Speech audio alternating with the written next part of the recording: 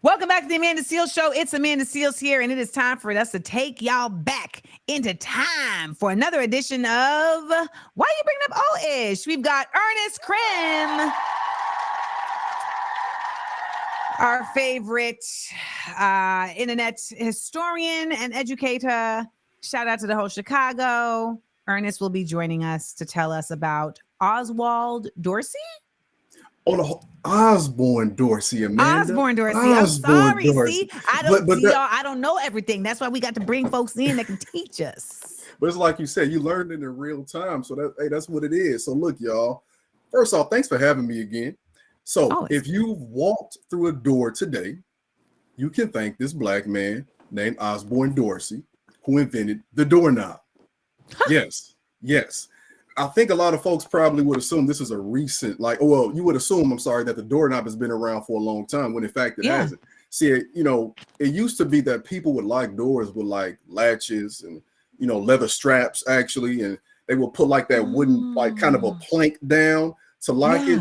In 1870, right. So in 1878, this brother named Osborne Dorsey, who was from DC, and he was only 17 years old, y'all. Imagine that, because 17, we got kids preparing for college and doing early applying and SAT and all that. This brother was out here inventing, and he invented the doorknob.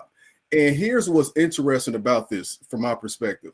We don't know a lot about him, and for most folks who were inventors back then, sometimes we didn't. We would just have the patent application. So all we can tell is when the next census was filed in 1880, this brother he was living at home with his family still. And he was working as a butcher, which to me as a historian lets me know that he did not get rich off this invention like many would assume. This actually did not catch on till later. I would say, and this is just my perspective, it's conjecture, probably maybe because he was black, maybe they didn't find a way to rip off the invention yet, but he was not able to see the fruits of his labor at all. We don't know for sure how his life ended, but we do know for a fact that if you Google it, it ain't gonna be nobody that made, he didn't make an innovation. He didn't take what somebody else did and add something to it. He did the dang thing and invented the doorknob. So Osborne Dorsey. And if you kind of forget it, his last name is Dorsey. So that can kind of help you out right there. You know what I'm saying? I know that's a little corny, but hey, that's what we do.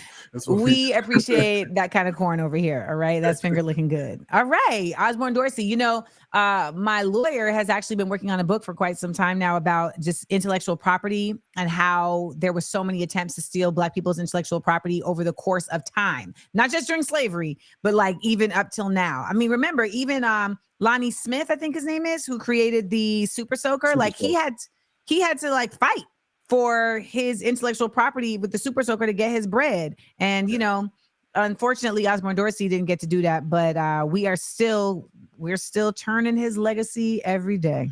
There you go. There you go. There we go. We're still putting hands on his legacy every day. Well, shout out to Osborne Dorsey and shout out to you, Ernest Krim, for always schooling us on all things blackity black history. Now, please let the people know where they can get more Ernest Krim in their life. Yeah, you can follow me on Instagram, TikTok at MRKrim3. That's CRIM. Don't add an extra M to the name. It's Mr. Krim3. I'm on LinkedIn, YouTube, all that, ErnestKrim.com. As a matter of fact, Osborne Dorsey is actually in my children's book, The ABCs of Affirming Black Children. I got him in there. Probably the only person that ever did that. So check that out.